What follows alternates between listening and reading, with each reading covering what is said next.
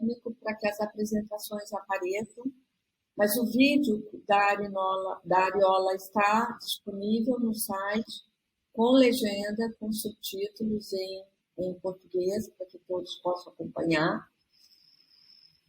Ficar claro para todos que o workshop é um espaço de uma grande conversa, de uma grande discussão.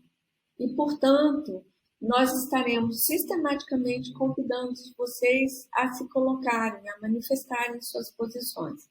A primeira grande questão, e para o campo, né, de debate no Brasil, o termo vulnerabilidade é um termo extremamente sujeito a múltiplas críticas por conta de várias perspectivas teóricas.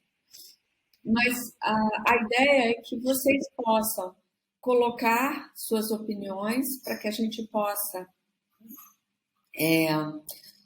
discutir e incluir essas questões, informar vocês que na tela principal aparecerá sempre 13 imagens de 13 participantes.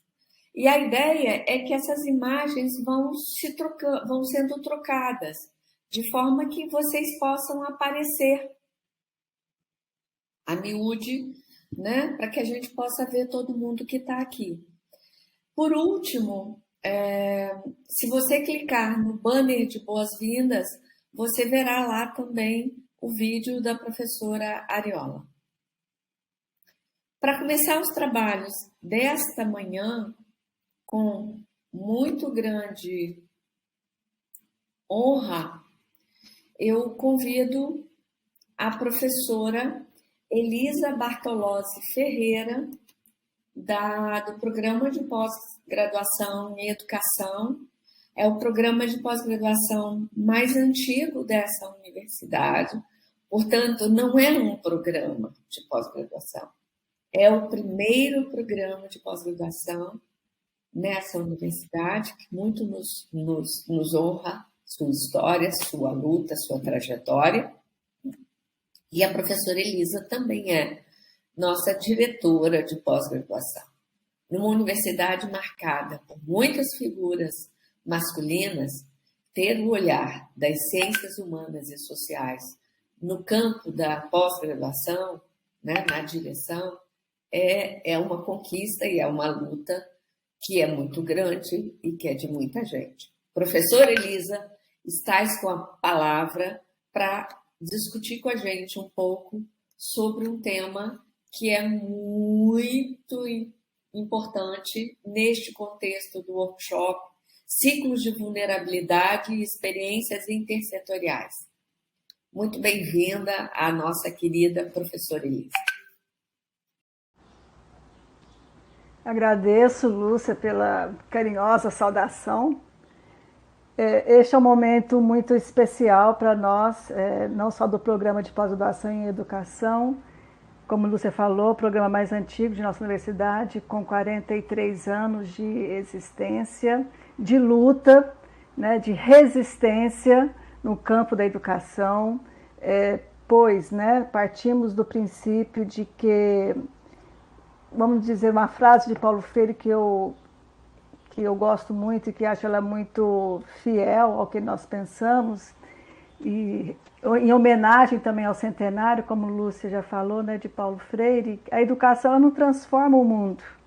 A educação muda as pessoas e pessoas transformam o mundo.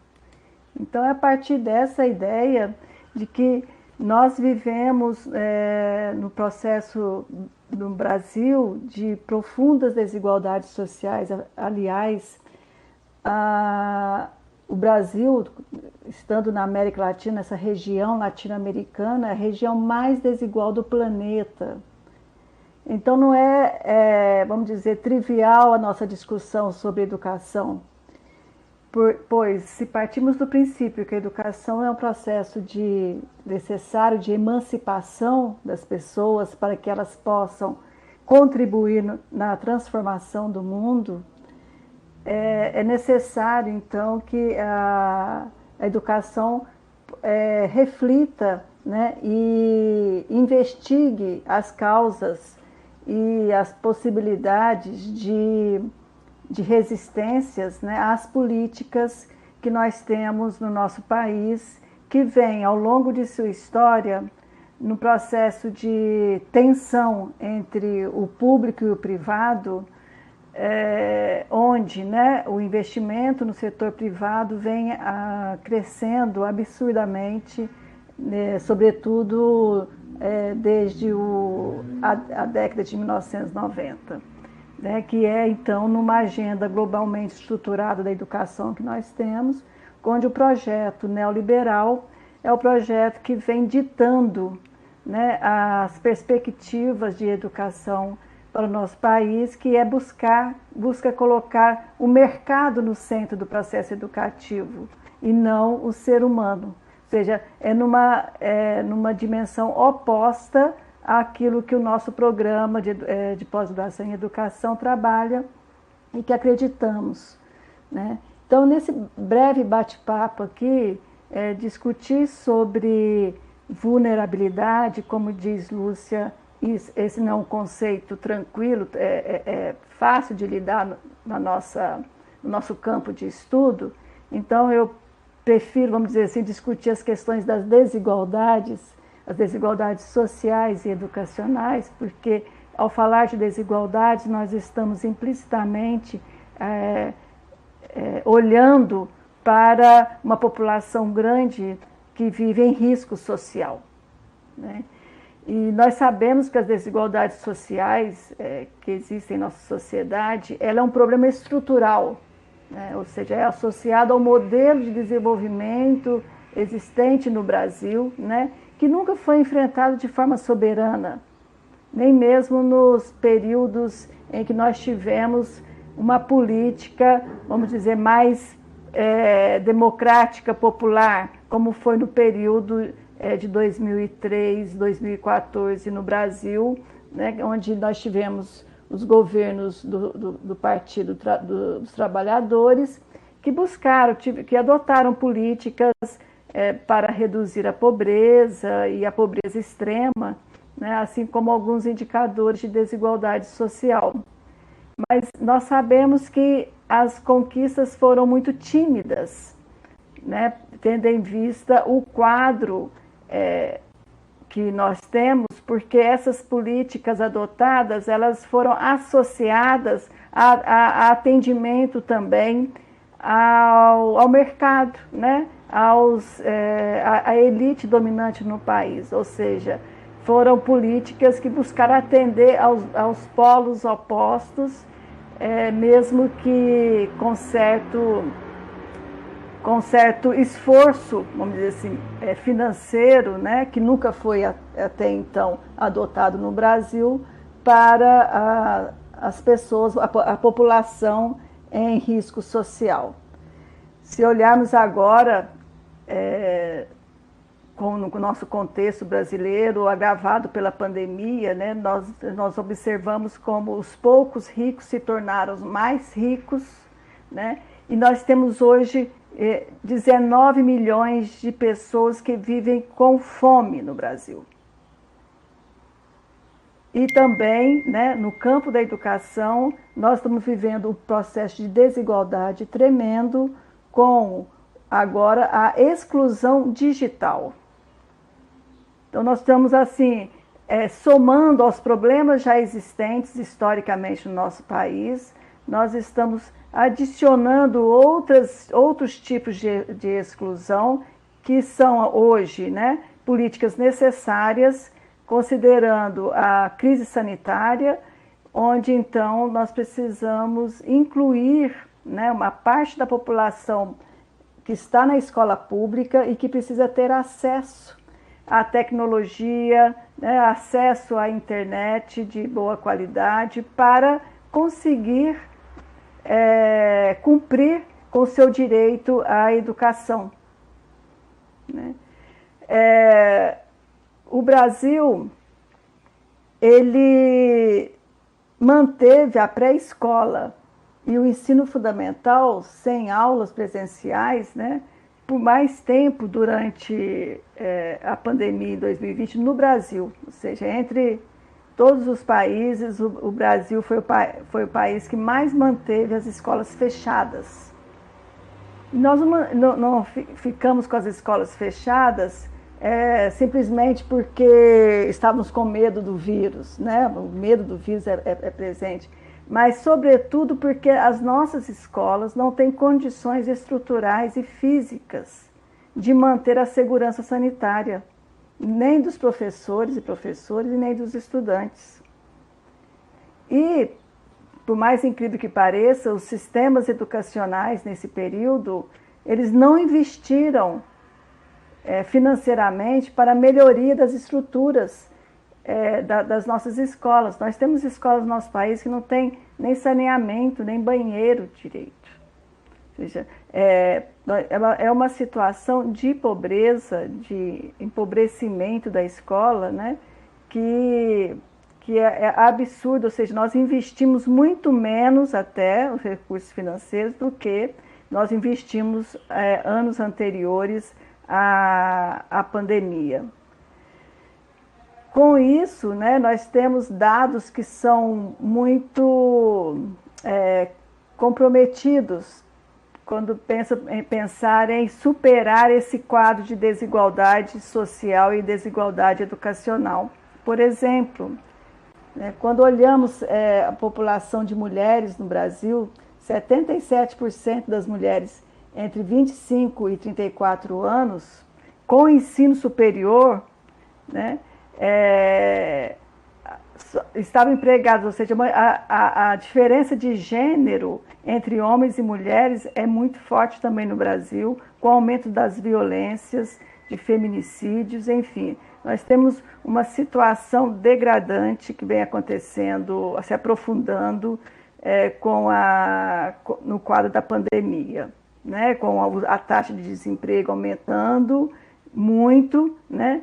E mesmo com de jovens com escolaridade, essa taxa de desemprego ela vem se acirrando no Brasil, né? Então, na verdade, o que nós temos uma população muito grande, né? Ou seja, são 212 milhões de habitantes, e apenas, né,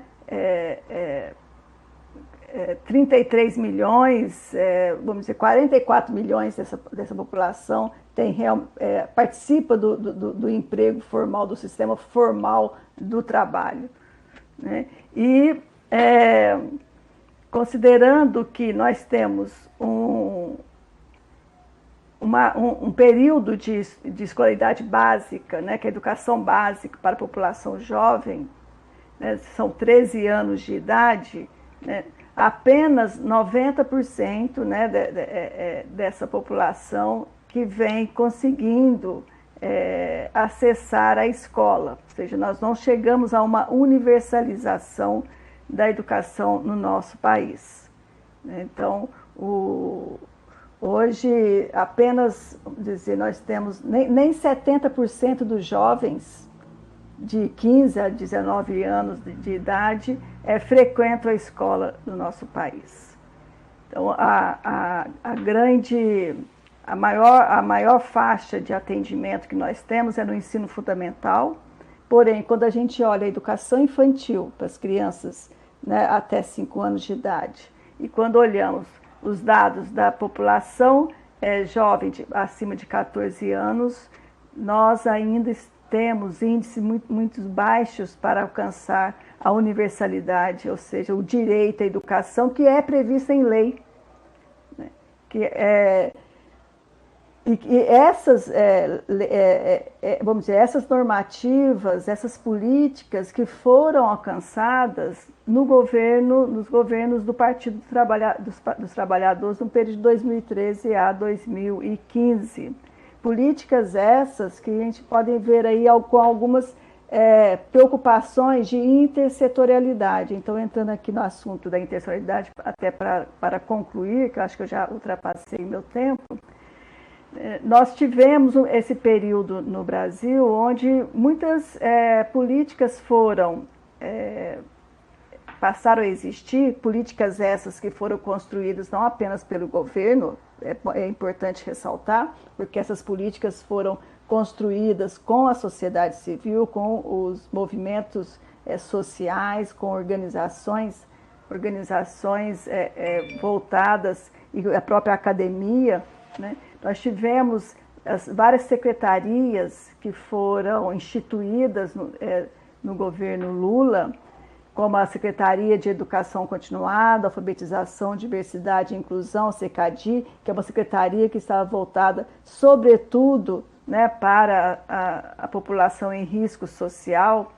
Tivemos também a Secretaria Nacional de Política para as Mulheres, para o enfrentamento, né, da violência e das desigualdades contra as mulheres existentes no nosso país, assim como a Secretaria de Políticas de Promoção da Igualdade Racial, também para enfrentamento, né, da violência e da desigualdade que a população negra do nosso país vive, né? Então, nós tivemos muitas políticas, como, por exemplo, políticas como Bolsa Família, né?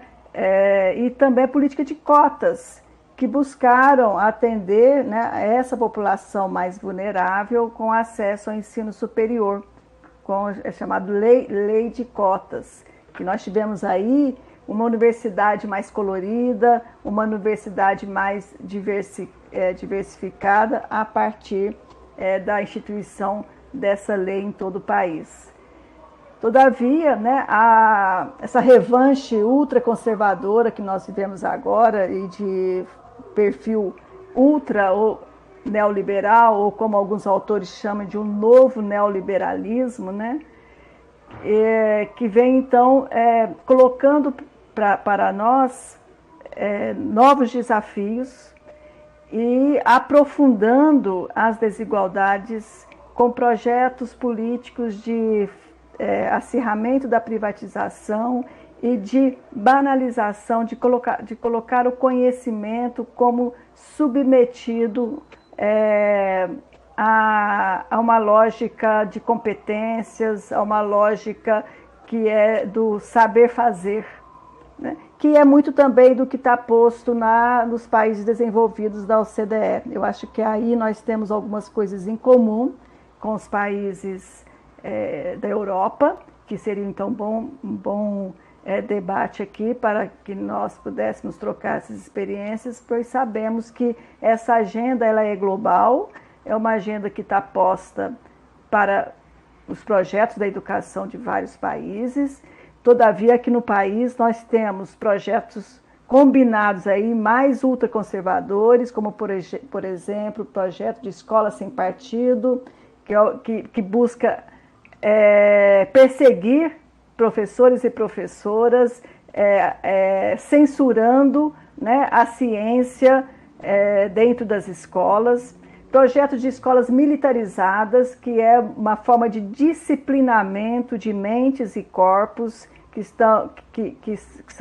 está sendo implantado já em muitas escolas no nosso país, e um currículo, e esse currículo desprovido dos conhecimentos necessários para a formação dos nossos alunos, pois é pautado em competências estreitas, que secundariza a ciência e o trabalho docente. Então, eu fico aqui com essas, vamos dizer, reflexões e provocações para que a gente possa conversar um pouco sobre a educação em tempos de pandemia e com aprofundamentos das desigualdades sociais e educacionais, com um projeto aí de uma agenda neoliberal e ultraconservadora.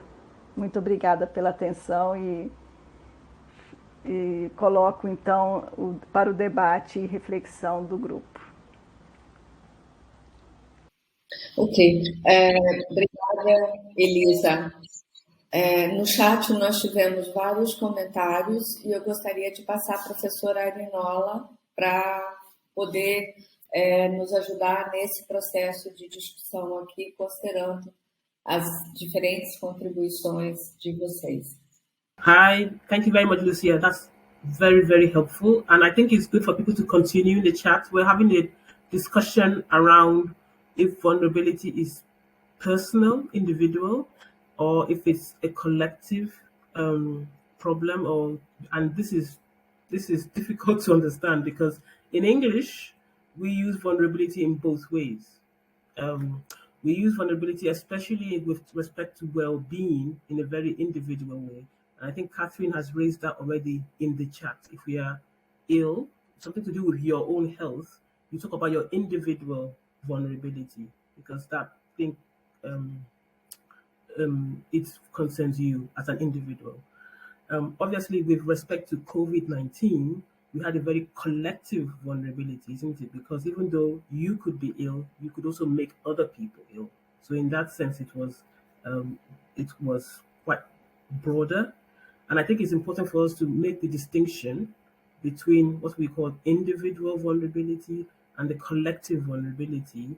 And I think what has been going on in the chat is around agency or blaming people for what we think is vulnerability.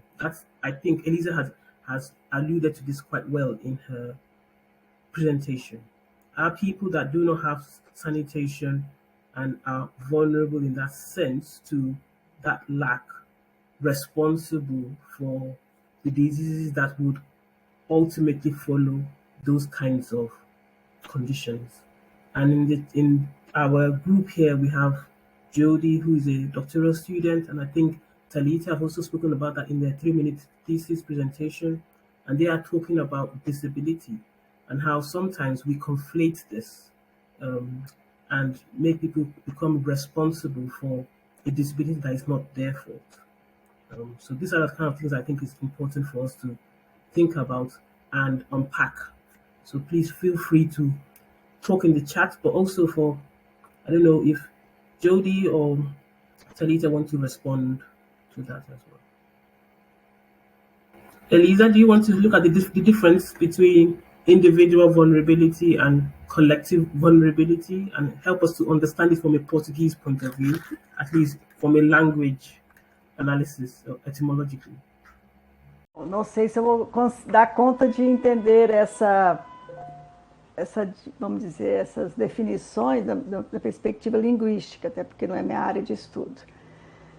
Mas, ao você comentar sobre, né, a noção de vulnerabilidade individual e vulnerabilidade coletiva, quando eu olho para as questões do meu país, eu entendo, né, quando nós falamos sobre desigualdades, entendo que as vulnerabilidades coletivas, como você deu o exemplo da Covid, né, elas são muito mais frequentes, vamos dizer assim, recorrentes historicamente, considerando que são fenômenos que fazem parte da estrutura do capitalismo brasileiro, né? Um capitalismo dependente e tardio. E dessa estrutura desse capitalismo, onde esse país ele vem a partir de uma lógica de colonização exploradora, né? As vulnerabilidades, elas são sobretudo vulnerabilidades coletivas. É lógico que existem as vulnerabilidades individuais, como, por exemplo, que eu poderia citar como exemplo aqui, né, a questão das pessoas que possuem deficiência ou algum outro tipo de deficiência individual, que pode acontecer até mesmo em condições de classe mais elevadas. Mas o que nós tratamos e estudamos no campo da educação e nos preocupamos, né, sobre as vulnerabilidades, então, coletivas, né, essas que fazem parte da estrutura do sistema educativo no Brasil, porque está relacionado aos aspectos históricos, sociológicos, né, aos aspectos que interferem na possibilidade desse coletivo de sair da sua situação, da sua condição de vulnerabilidade.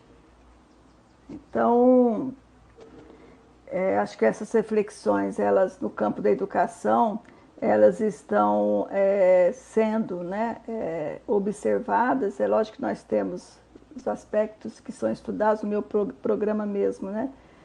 Tem muitos estudos que buscam investigar essas vulnerabilidades individuais, mas, grosso modo, né, os estudos são voltados para a compreensão e pensar políticas que possam superar, né, esse quadro de vulnerabilidade coletiva em que nós vivemos, porque elas enfrentam as desigualdades educacionais de forma bastante duras, né? Ou seja, as dificuldades que nossos alunos, jovens, crianças e adultos têm no processo educativo estão vinculados fortemente à sua situação de vulnerabilidade social, a sua condição de classe,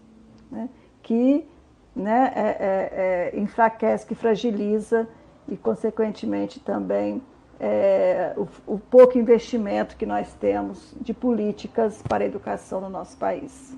E isso também é uma condição, né, de desenvolvimento, de projeto de desenvolvimento que nós temos, que não é um projeto de desenvolvimento democrático, inclusive um projeto de desenvolvimento que seja republicano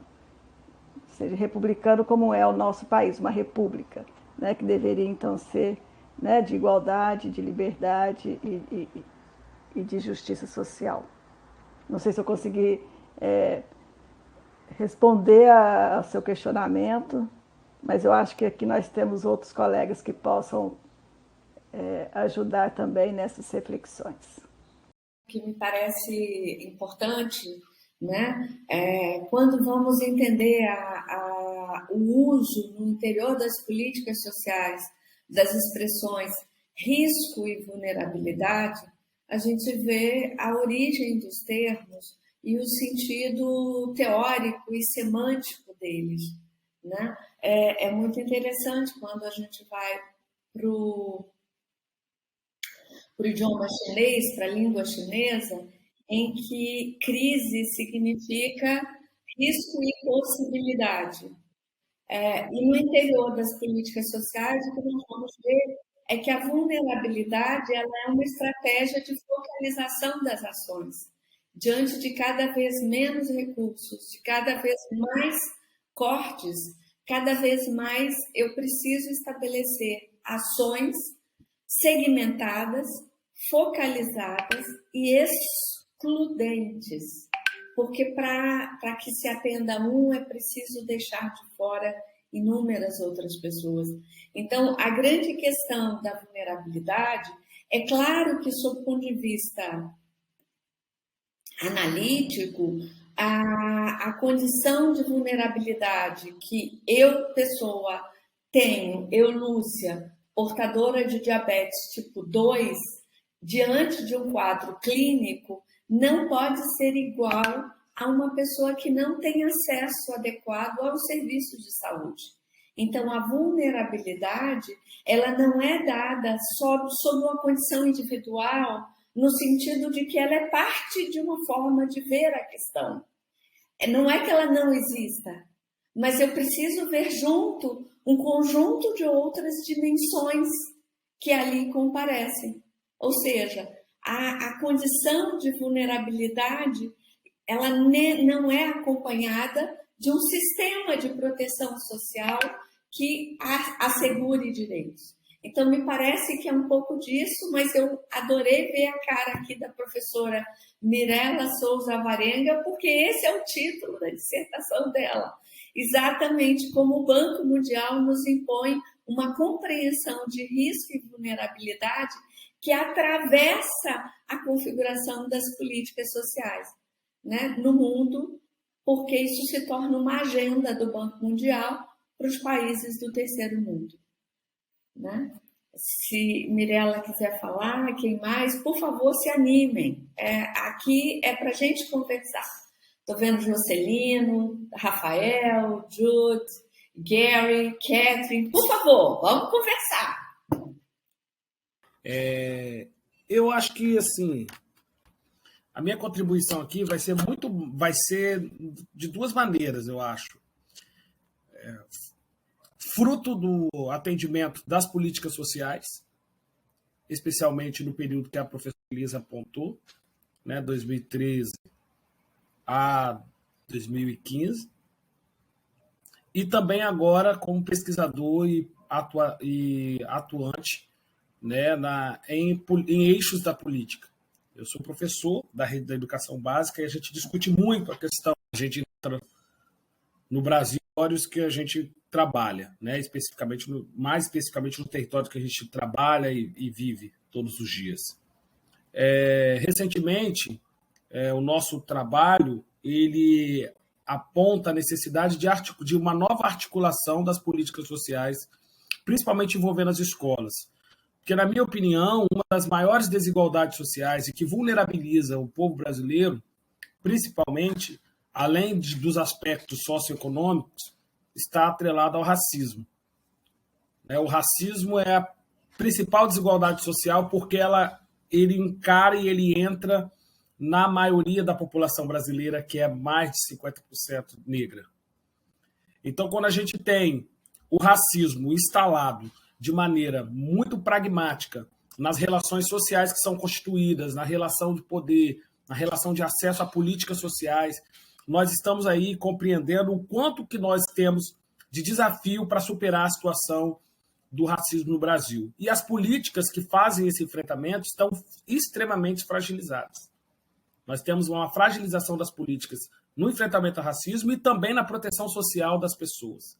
A política de combate à fome, enfrentamento à fome, nós temos aí agora, nesse período, vivendo aí um período de transição do Bolsa Família para um programa que a gente não tem conhecimento específico, um conhecimento aprofundado de que programa é esse que vai salvaguardar as vidas das pessoas e as famílias num atendimento básico, né? A política social coloca aí o atendimento básico. Então, a gente tem um desafio enorme nos próximos períodos de compreender como a população brasileira, que passou uma pandemia inteira,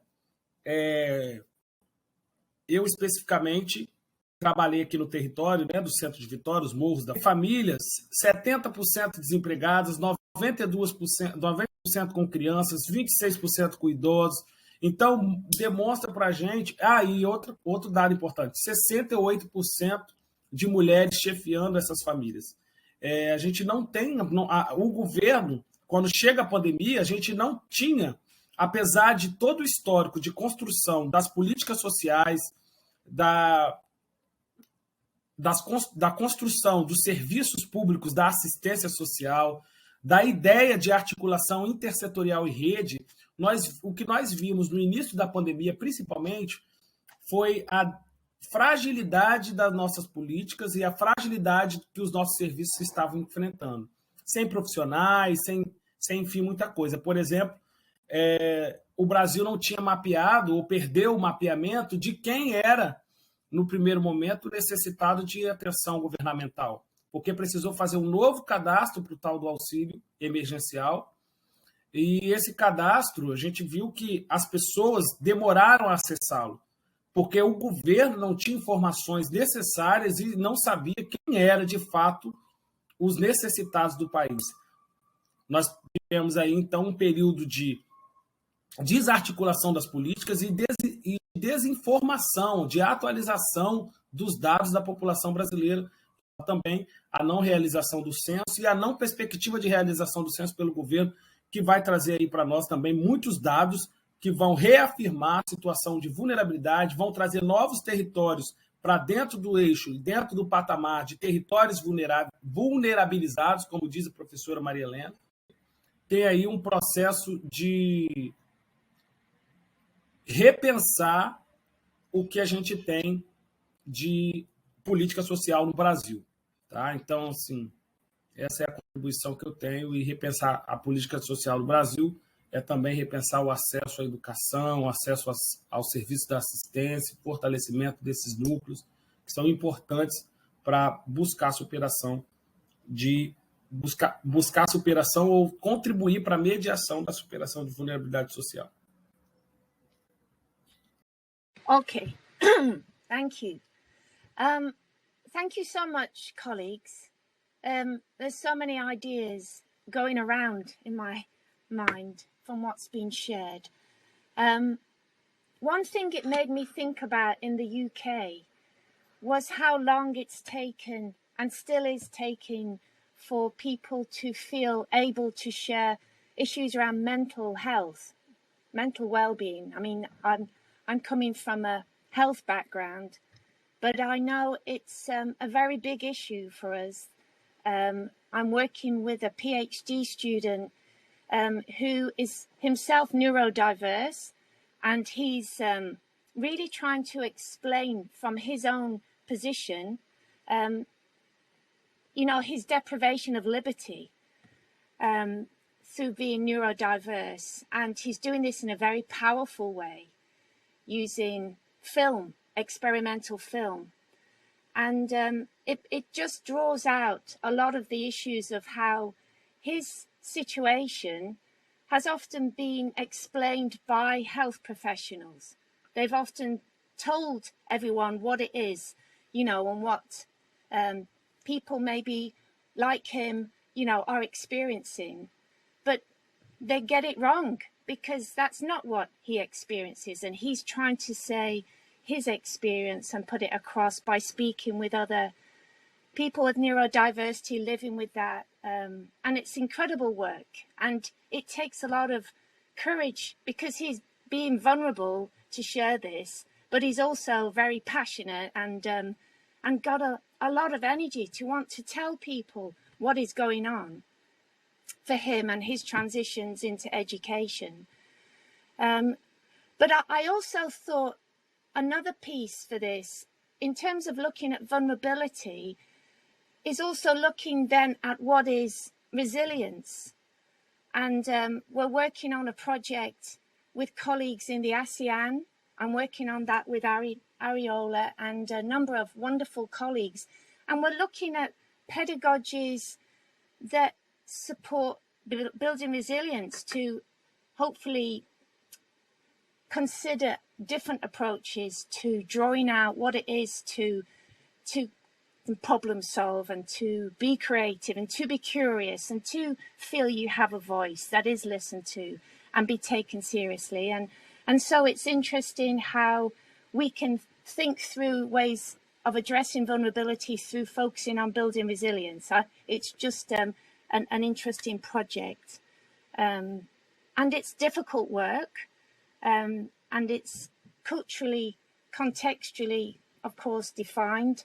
But I think education here again, and these are using playful pedagogies to disrupt education and passive learning, to really encourage co-creation and reach people in different ways in education practice through play. So it's just another thought about issues of vulnerability, just some reflections to share. Thank you. E aí, bom dia. Então, só para complementar o que Lúcia estava trazendo sobre a questão da vulnerabilidade, é pensar que a política, principalmente a que eu estudei, né, que eu tenho condições de falar, que a política de assistência social, quando ela traz as expressões risco e vulnerabilidade, é no intuito de substituir expressões que trazem melhor, que explicitam melhor as desigualdades produzidas pelo próprio sistema capitalista, né? Então, assim, em outros momentos históricos, já foram utilizadas outras expressões, exclusão, por exemplo, né? Para poder mistificar a pobreza ou as desigualdades que são produzidas pela própria forma de organização do sistema capitalista, né? Então, por isso que a gente pensa o risco e a vulnerabilidade também em termos coletivos, porque elas são produzidas pelo próprio movimento do capitalismo, né, na sua necessidade de aumentar a taxa de lucro, e isso vai acontecer ampliando a exploração, né, do trabalho. Então, pensar como que a gente trabalha as políticas públicas no geral, explicitando ou tendo por base, de fato, as desigualdades do sistema, né, que são produzidas pelo sistema, porque quando a gente trabalha com risco e vulnerabilidade numa perspectiva individualizante, você responsabiliza o indivíduo pelo problema que ele vivencia, quando, na verdade, o problema é estrutural. Né? Eu acho que é mais nesse sentido. Eu só queria destacar um aspecto que a Catherine levantou, que é muito caro para todos, caro e cara para todos nós, a dimensão da saúde mental. É preciso pensar que, individualmente, nós vivenciamos, experimentamos, reagimos e interagimos em função das diferentes situações que nos deparamos. Mas que a saúde mental e a doença, as diferentes formas de violência, há uma companheira, uma grande autora mexicana, chamada Alba, ela nos chama a atenção de que as formas de viver, sofrer, adoecer e morrer são também e precisam ser pensadas dentro do processo da dinâmica social. Ou seja, ter um problema de saúde e de saúde mental, ela também é expressão de um conjunto de aspectos que precisamos pensar. Então, enquanto profissionais da área de saúde mental, nós vemos no território, aqui, por exemplo, no município de Vitória, que o principal problema de saúde no município, numa região, né, chamada São Pedro, que é uma região pobre, extremamente pobre, não é igual a um bairro de classe média alta neste mesmo município. Ou seja, as formas de adoecer e morrer, elas precisam também ser entendidas dentro da dinâmica da sociedade. O que não quer dizer que a gente elimine as expressões individuais que cada um tem nas suas relações com os diferentes processos a que são vivenciados. Por isso, quando temos um aluno nosso, uma aluna nossa, como você fala, à nossa frente, ele coloca a sua situação. E ele não quer respostas, num primeiro momento, para dizer isso tudo é resultado de uma dinâmica societária. Ele quer ouvir, né, acolhimento, acolhimento e entendimento do profissional que possa dar conta de ajudá-lo naquele dado momento. Então, é preciso que a gente pense essas múltiplas dimensões que estão contidas nesses termos e o quanto os termos, como disse a Mirella, surgem muitas vezes para deixarmos de usar outros termos. E isso é algo que também precisamos pensar. Próximo a falar, Elisa. Acho que são bastante caras no campo da educação para pensar sobre os aspectos das desigualdades e das vulnerabilidades que afetam, né, a população que está dentro da escola formal, né, no Brasil. E aí aqui eu estou falando sobretudo da educação básica, ou seja, dessa educação que envolve a população de 4 a 17 anos de idade, mas no Brasil também vai para além dos 17, porque nós temos grande parte dos jovens que não completaram a sua escolaridade básica na data, no período, vamos dizer, planejado inicialmente, mas assim nós temos uma população jovem de 20, 30 anos de idade que ainda, né, está na escola, buscando completar os seus estudos, eu gostaria de destacar que existe um projeto de país que, a princípio, aparentemente não é organizado, né? Mas que nós estamos, nas nossas investigações, a gente vem observando que existe um projeto hoje de país que está pautado por uma educação conservadora, para um retrocesso social tremendo e que tende a aumentar, aprofundar as desigualdades sociais e as desigualdades educacionais. Do que eu estou falando? Estou falando de projetos que estão sendo colocados, por exemplo, para um currículo, ou seja, quais são os conhecimentos que devem fazer parte da escolaridade das nossas crianças e jovens no país, conhecimentos esses que estão sendo traçados a partir de uma perspectiva das avaliações de larga escala, das avaliações externas, onde o PISA é um importante referente, e que isso vem acarretando no nosso país formas de escolaridade extremamente, vou usar um termo aqui muito duro, mas emburrecedores, porque eles fragilizam a ciência, o conhecimento científico necessário para a emancipação das nossas crianças e jovens e adultos no nosso país.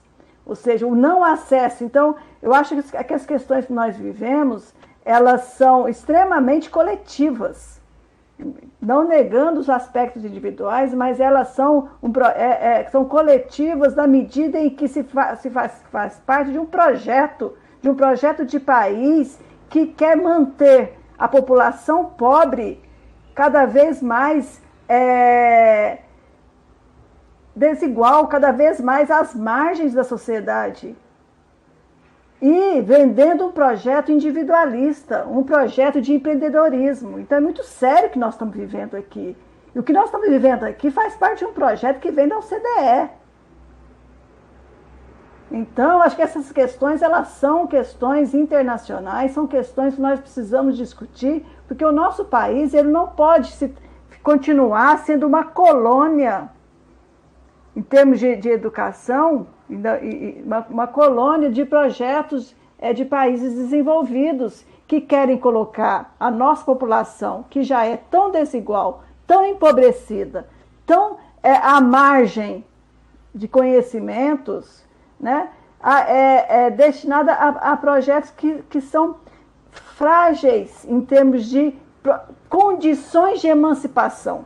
Porque nós entendemos que a ciência, o conhecimento científico que é desenvolvido nas escolas, elas são condições de emancipação, muito mais do que valores. Para mim, a educação não é simplesmente uma instituição de promoção de valores. A educação é uma instituição que desenvolve, produz e reproduz conhecimentos científicos. E, junto com esses conhecimentos científicos, se desenvolvem princípios e valores.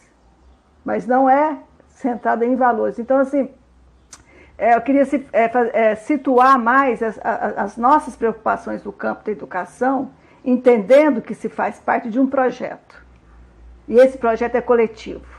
E é um projeto que busca deixar esse país cada vez mais colonizado e voltado para o processo de exploração das riquezas minerais e das riquezas de geração de carbono que ainda nós temos, tá? Obrigada. Então, o que eu pretendo dizer vai muito na linha do que já foi falado, né? Mas me sinto provocada, porque é muito interessante quando a gente discute concepção, né? Estamos todos usando os mesmos termos, né? Às vezes vulnerabilidade, risco, desigualdade, resiliência, né? Como apareceu aqui. o importante de uma roda dessa, né, com diferentes perspectivas teóricas e diferentes concepções, porque da onde a gente vem, isso diz muito, né, dos países onde a gente produz essas concepções, é muito legal, porque a gente aprende muito. E acho que o mais importante de tudo isso, para além da gente entender o que o inglês, ou o francês, ou o espanhol, ou o brasileiro, ou o latino-americano pensa a respeito daquela concepção, é entender como essa concepção é produzida. Né? Eu acho que a gente tem tentado aqui no programa, nas nossas produções, tentar entender de onde vêm esses conceitos e o que eles mascaram. E aí a teoria que a gente vai usar é muito para ir na essência desses fenômenos, porque na aparência parece que a gente está falando a mesma coisa, parece que elas significam a mesma coisa e escondem por trás disso múltiplos aspectos da produção desse conceito. Então, toda vez que a gente ouve o termo vulnerabilidade, resiliência, a gente pode correr o risco de cair, para nós, numa concepção equivocada dessa individualização e não de uma coletivização das questões, e aí são amplas, econômicas, sociais, culturais, sobretudo políticas, mas também éticas, né? Quando a gente vai para o campo da pessoa com deficiência, se eu individualizo o problema, eu caio no capacitismo. Quando eu vou para o campo da saúde mental, eu caio nessa discussão da resiliência. E a gente está vivendo no Brasil, eu não sei se isso é um fenômeno que eu poderia dizer mundial, de uma lógica do coaching. Tudo aqui virou coach. As pessoas estão se profissionalizando, vendendo cursos, fazendo retiros e entrando nos ambientes públicos e nas instituições privadas, ofertando cursos para o bem-estar individual e numa ideia de reforçar de que cabe à pessoa correr atrás, vamos dizer assim, das suas demandas, sejam elas econômicas, sociais, mentais, psíquico, né? Mentais. E aí, se a gente cai no campo da discussão do risco, né, como está colocado pelas políticas sociais, a gente culpabiliza o indivíduo pela condição de pobreza. Como é que eu vou atender uma mulher num centro de atendimento aqui, que a gente chama, né, de assistência social, uma mulher altamente fragilizada, muitas vezes mãe solo, negra, por uma questão de gênero, né, em condições de pobreza, e vou dizer para ela que falta a ela uma capacidade de ser resiliente, de se organizar e de se articular com a sua rede para superar os seus problemas, que são de ordem, sobretudo sociais e econômicas. Se eu caio no campo da questão do trabalho, vem a lógica do empreendedorismo, né, muito forte e que está colocado como diretriz, né, das grandes políticas do Banco Mundial, né, e por aí vai. E aí, nesse sentido, é só para a gente polemizar, assim, né, da gente contextualizar o uso das concepções que reforçam, pela lógica do capitalismo, a competitividade, essa individualização, né, como uma responsabilidade. Eu não consigo acessar um ambiente de um trabalho com direitos, um emprego, porque eu não me qualifiquei adequadamente, né? Como se coubesse a esse indivíduo acessar os recursos que estão todos aí, os recursos, a responsabilidade é só dele que não acessou e, portanto, ele não teve aquele direito garantido, seja do trabalho, seja do atendimento em saúde mental, seja da educação, enfim, né?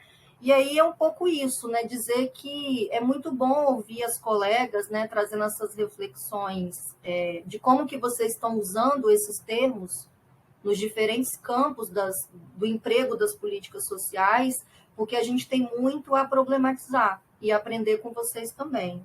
Mas era mais para botar mais polêmica do que trazer a fundo, né? Acho que o momento aqui não dá para a gente, teoricamente, aprofundar e nem ficar citando determinados autores que trabalham a questão.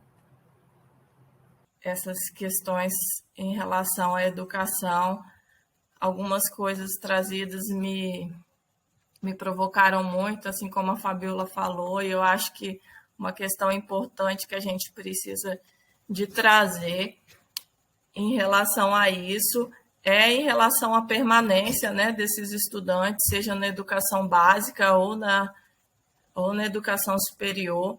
E aí eu venho trazer um dado extremamente duro, até mesmo de dizer, quando a gente pensa das pessoas com deficiência aqui no Brasil, que quase 70% das pessoas com deficiência não possuem nenhuma instrução ou apenas o ensino fundamental incompleto. Então, se a gente for olhar como que a gente está inserido, infelizmente aqui eu acredito que nesse debate a gente não tem nenhuma pessoa com deficiência que possa contribuir também, que eu acho que a fala é muito importante, mas assim como uma pessoa sem deficiência, eu quero trazer esses destaques de como tem sido o processo de inserção e permanência das pessoas com deficiência na educação. Assim como a Fabiola trouxe um pouquinho, a gente vive um contexto repleto de preconceitos e capacitismo. O capacitismo é o preconceito contra a pessoa com deficiência, que a gente muitas vezes enxerga a pessoa com deficiência pela deficiência e não pela pessoa, e não pelas potencialidades, e não pela pessoa em si. E aí a gente tem visto um debate que Bolsonaro tem trazido de retorno das pessoas com deficiência para as escolas especiais. E ele vem trazendo que esse debate advém de um movimento de mães de crianças autistas, mas isso não é real. Se a gente for olhar outro dado também, hoje mais de 75% das pessoas atendidas em escolas especiais são da rede particular de ensino. E se a gente for olhar em relação à inserção de crianças na educação regular, em salas comuns, nós temos apenas 7% que estão inseridas na rede particular. Então, é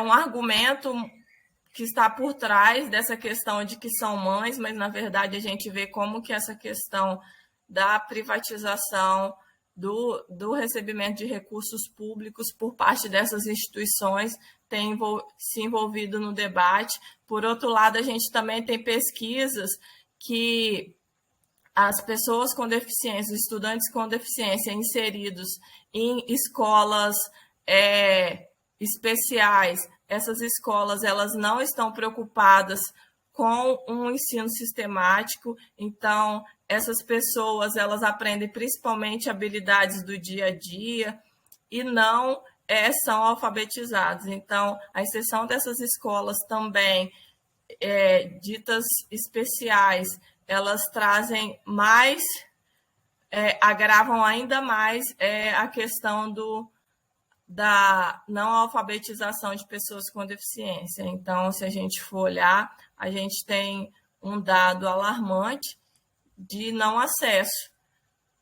Se debate hoje na educação especial, a inserção de pessoas com deficiência na educação básica, e aí a gente vê que isso precisa muito avançar também para a educação superior. E quando eu falo educação básica, eu tenho visto que a limitação é principalmente ao ensino fundamental. Eu trabalho numa instituição de ensino médio e superior, e a gente recebeu em 2015 uma estudante com deficiência auditiva, e essa estudante ficou 2 anos na instituição aguardando um intérprete. E aí, depois que se chegou esse intérprete, ela ficou mais 1 ano aguardando com que a instituição conseguisse se adaptar, os professores conseguissem elaborar atividades adaptadas juntos com o intérprete de Libras. Então, de que tipo de acesso que a gente está falando, de que tipo de permanência, e aí a gente não pode pensar que isso é algo individual, né? Isso não é algo individual, isso é uma questão coletiva e séria que tem estado nas nossas instituições de educação. E retomando um pouquinho o que eu até coloquei no chat. A gente tem um projeto agora de Bolsonaro de limitação da assistência estudantil, que a assistência estudantil hoje ela é pensada como uma série de ações que envolvem desde ações pedagógicas, ações financeiras, ações de saúde, esporte, cultura e lazer para os estudantes. E hoje nós temos que Bolsonaro quer limitar apenas a ações de transferência de renda. Então, isso é um retrocesso que está sendo pautado e mais um ataque que, dentro da política de educação, e se a gente não pensar desde o ensino fundamental até o ensino superior em formas com que essas crianças e adolescentes, jovens e adultos estão inseridos na educação e possam conseguir aprender, a gente não vai caminhar muito nesses índices de analfabetismo que abrange a população brasileira. Então, a gente não pode desconectar o aluno da realidade social. Acho que isso é uma questão muito importante de pensar, porque senão a gente acaba caindo num erro de achar que as questões de aprendizado dos estudantes são individuais e não estão inseridas dentro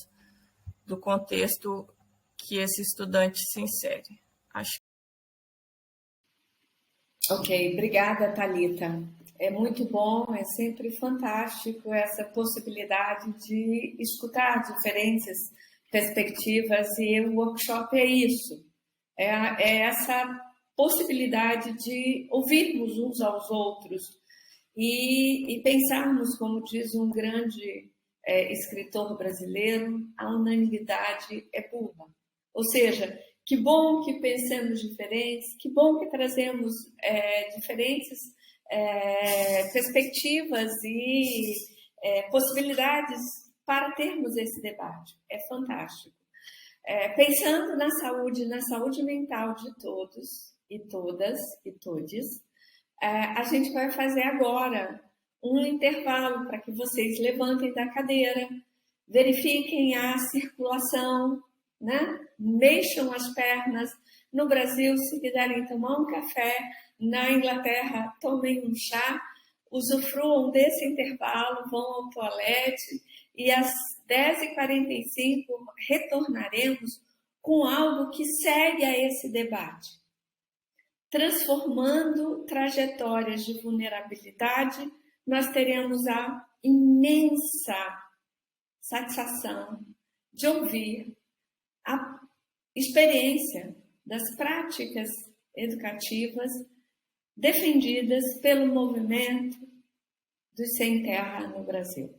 Teremos aqui a presença da Mariana, representando o setor da educação do MST, e teremos a primeira exibição de um vídeo que foi elaborado especialmente para esse momento. Então, nós vamos fazer esse intervalo. Não desapareçam. Quem não está aqui, ainda não chegou, chegue, porque a partir de agora as coisas só vão esquentar mais, né, nos nossos debates. Break pro café, chá e toalete, e circulação sanguínea fundamental das nossas pernas, e voltamos em pouquíssimos minutinhos. Ok?